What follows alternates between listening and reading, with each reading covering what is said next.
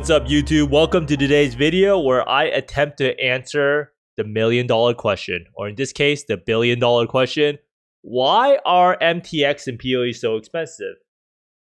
Now, this question came about because I was browsing the microtransaction store looking for some new MTX to potentially buy when I noticed that there were wings that were discounted and it was still $48. Now, I thought to myself, how could this be possible? Who would buy wings for $60 even if they were discounted to $48?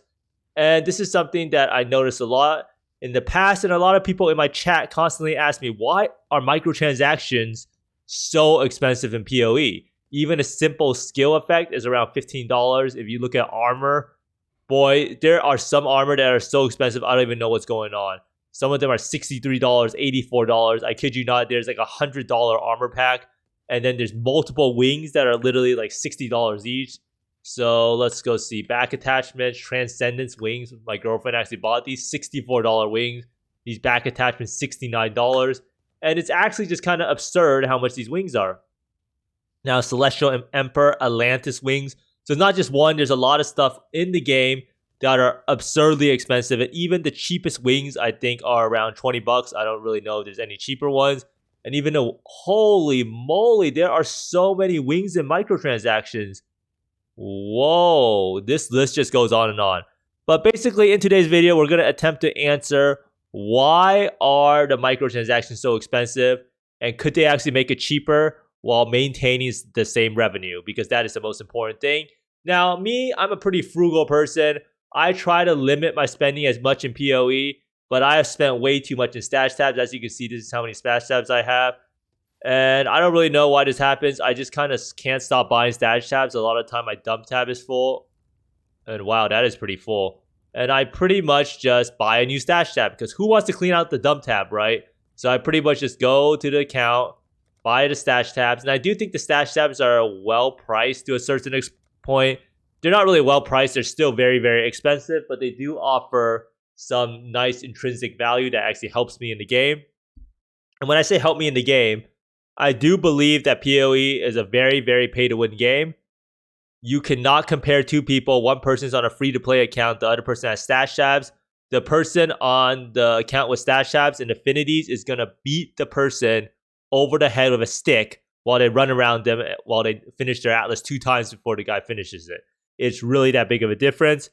Now, I did win a lot of my microtransactions from the gauntlet, so I haven't really spent as much as you might think I spent. So this is pretty much going to be a confession video of what I've actually spent in the game. So yeah, I do. Maybe I have some armor attachments. I have some armor skins, but these were all won pretty much in the gauntlet. I did buy the Marauder skin. I couldn't stop myself from there. And this is pretty much how many microtransaction packs I bought. And a lot of them are... they upgrade, right? So if I buy one of these, it includes all other ones underneath it. So I probably bought like 5, 6 supporter packs in the past. And by my calculations, I probably spent around $400 on the game, mainly for stash tabs. Now, if you ever want to see how much money you've actually spent on the game, you can actually go on the Path of Exile site. You can go on your account. And I do think there is a microtransaction list, right? View transactions. So, oh no, is this it? This is it. $10, $10, $20, $40. This is by $40, $80, $90, $100, $120, $140, $180, $220. Oh no, it's adding up. $240, $250, $260, $280.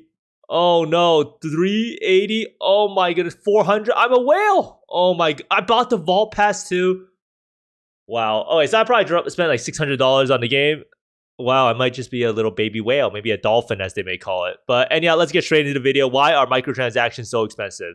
Now, you might be noticing me use the term whale, and what does that actually mean? So why are microtransactions so expensive? So simple answer is because people buy them. Now, that's pretty a simple answer, right? If no one was buying the microtransaction, GGG wasn't generating the revenue they were looking for, they would lower the price of the microtransactions since no one was buying them. Now, GGG has in the past, they've gone on developer conferences, and they have specifically stated facts from mobile gaming studies where they try to target the whale. And this is a very, very good thing to do, especially when you're an indie company or you're kind of new to the gaming industry, because whales are what generates a lot of your revenue, especially for mobile games. Mobile games, there are studies that say 0.5 to 0.6% of the player base generate 90+% of the revenue for the game. And that's just a crazy, crazy amount. And there are so many studies over and over that showed us that a tiny percentage of the game population generates 90+% of the revenue. Now, another thing that you know is that there's something called an anchoring method that's really, really important. Now, prices for microtransactions stay expensive because of this anchoring method. Once you hear a price for something in your head, that becomes the value of that item. So pretty much whenever you think of a microtransaction in PoE, the baseline you think about is probably $20 for any armor piece, $40 for the armor, like the chest piece, like $30 for the wings, and every single microtransaction, you value it at $20. Now, why is that important? Because there are stuff called the supporter packs and the Kirak Vault Pass. Now, what this does is because they anchor the price of the microtransactions to be so high, we perceive these supporter packs as having great value. And as you can see from my experience, I've actually been completely bamboozled. I keep buying these supporter packs because I see, wow, it is a pretty good value. So what you actually get is you get 300 points, which is how much you would spend to actually buy the points anyhow. And then you get all of the stuff on top, which is perceived as really good, expensive value. So you get a form title, you get a portrait frame, you get a soundtrack, you get a mana flask, and you also get a hoarder stash bundle. And for this one, you get even more stuff. You get the armor pack and you get a cloak. And then for the Night Lord supporter, you get a Ring of the Victor, and then you get a Warlord's Lieutenant Portal effect. Now, down here is the same ordeal. You have an armor pack, the Rogue Stalker armor pack. So you pretty much perceive this as an extra $40 to $50 or $80 value. As you can see here, some of the armor packs are actually extremely, extremely expensive for the pack. So this is like $630. So because you perceive that value to be that expensive, you can see the supporter packs as a really, really great deal. And I do think that most of the sales also come from the supporter packs. And since you get the points on top of the microtransactions promise, it just seems like a huge value. And when something seems or is perceived as a huge value, that is when people actually rush to buy it. Now, GGG also does this other thing where the supporter packs are all pretty much limited time offer only. Like you can only buy the supporter pack right now. So they're pretty good in terms of marketing and trying to exploit the consumer as much as possible and try to prey on their drive for missing out, or FOMO as you may call it. Now, the Kirak Vault Pass is something that I never really agree with the price, but you can see here how you can draw the same conclusions where the Kirak Vault Pass is a great value, even though at $30 and the Vault Pass can't pay back itself or give you microtransaction points, it's probably one of the most egregiously overpriced battle passes and low effort battle passes in the market currently. So right now you can see you have 1, 2, 3, 4, 5, 6, 7, 8, 9, 10, 11, 12. And because you have 12 microtransactions and you value each microtransaction based on the store at around $10, so that's $120 in terms of microtransaction value, but you're only paying $30, then you can see easily how you can come to the conclusion that, wow, I'm actually saving a lot of money by buying the Kirak's Vault Pass. And that is exactly what happens when you anchor the price of microtransactions to be very, very, very high. So now it comes to the question, how much do whales actually spend? And what is exactly is a whale? It's one of those 1% of players who do make up for a bulk of the sales in PoE. Now, it is important to mention that I found this thread is from 3 years ago, so all these people are probably spending an extra $1,000 on top of what they actually said. So many players have said that they spent thousands and thousands of dollars on the game over the past year, and I think the highest I saw was $10,000 to $12,000. Now, I do know a few friends of mine personally that spent like $5,000 to $6,000, and it's actually a crazy, crazy amount. As you can see here, when you buy the battle passes, or not battle passes, but the supporter packs, and then you buy some of the extra stuff to top up your account balance, it does add up to be really, really high over time. As you can see here, you bought a couple of $20 supporter packs here and there, and it really, really adds up. You can see here, this guy says close to $4,000 in 6 years, almost all of it $20 at a time. So it's pretty much what I've been doing. And this guy says, I think I'm somewhere in the 10K range. I honestly have no idea anymore. So he pretty much listed it out. And this guy is literally buying a pack. This guy's buying 4 packs within the span of like 1 minute. So he's spending like $100 plus a day sometimes. And this really goes to show you that people spend money on this game because they play the game for so long. So that might go into some of why the game feels so grindy or why the game takes so long to feel like you're getting progressed nowadays. Now, that's pretty much because people value how much they spend their money in terms of how much entertainment value they get for their game. So if you played a game for, say, I've played a game roughly low ball, like 30,000 hours, let's say, and I'm only spending $500-$600, that means I'm getting insane value per dollar. I'm getting 50 hours of game time, let's say, per dollar that you spend, and there's really nowhere else that you can get that sort of entertainment value. You go to the movies, it's not going to be like that. So PoE for a lot of these people it's just a hobby, so they can justify that you spend that much money, and it's the same exact way. Now, whaling in PoE is a little bit different. It doesn't actually get you any player power, and we're going to discuss this about can we actually lower the price of MTX. Now, in the end, it comes down to the question about profitability, and that is exactly why I'm proposing something that I don't know, GGG's probably not going to listen to me, but I want to know in the comments down below, do you actually think having the microtransactions more reasonably priced would have you buy more of them? So if the armor pack was like $20 instead of $68 or $80, would you actually purchase it? I know for me personally, I would probably purchase it a lot more likely. I do think that there's a lot more value to be had, and I do think that GGG would actually generate more revenue. Now, I know that they say, oh, do people actually buy more stuff when it's on sale? And that might not be the case, that the stuff even on sale at 25% off is still grossly overpriced.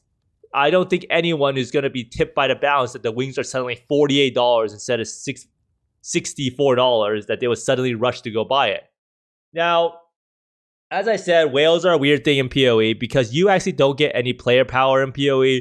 So the best way to think about whales in PoE is you can show off your MTX, and that's pretty much why when you log into the game, you go to the town and not your hideout, and that's exactly what GGG is doing. So you might be wondering, why can't we just go to our hideout so that we can see everyone else's microtransactions when we can load in? So that's one of the reasons why they do that, is that's pretty much the form of whaling where you actually get to show off your player power, because there's not really any leaderboards or anything in PoE outside of PoE Ninja. So it's kind of hard for whales to demonstrate how much value and how much richer they are than you. Now, there have been a lot of studies that have came out recently that show that mid-spenders, low to mid-spenders, are actually making up a bulk of the revenue for a lot of different games.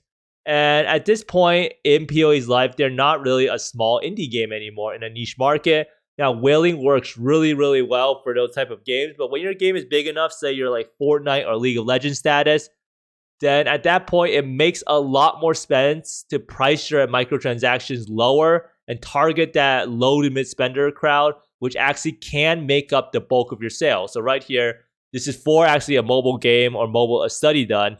It says light spenders actually account for a significant portion of the mobile population, 41%, and revenue, 30 to 49%.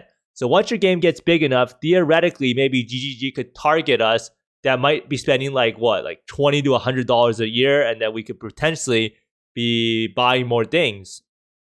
But how it's more likely that these light spenders are actually concentrated in biggest games, which means niche titles are left to court whales. So that's why like Last Epoch, in order for Last Epoch to survive, they probably have to focus on whales. And that's exactly what GGG did with PoE at the start. They sold unique designs for $1,000, and it's part of the reason why the game was probably so successful at the start. Now, one problem with this is that I do know that GGG does say that 30% of their revenue actually comes from loot box microtransactions. And the current price of loot boxes, I don't even know how much it is. It's like $5, right? So it is possible that these mystery boxes would lose value in terms of what people perceive it as, and people might not want to buy it as much if the microtransactions are cheaper on average, because you would just buy the microtransactions. But I don't think that will be too big of an issue, because the way GGG does these microtransaction boxes is that you actually can't buy the stuff in the boxes until later on. So that's why I think that they can actually probably get away with lowering the microtransaction cost and potentially making more of a revenue. I don't know how much they've actually factored in and tried it out. I know that they don't really spend too much time on this because they don't really care about maximizing the value of the microtransactions. And you want to know how we know this? Because Chris has admitted that they would make miles more money if they added an option in the game to try out the microtransactions. So right now, in the game, when you want to go buy something, you can't even try it on to see how it looks like on your character. I don't know if this is going to be a feature in PoE 2, but if you want to generate more revenue, GGG, add in the wardrobe effect for us to try on the microtransactions or try out the skill for a map. And then you can probably lower the price of the microtransactions, generate more community goodwill, while at the same time drastically improving your revenue. I pretty much guarantee it.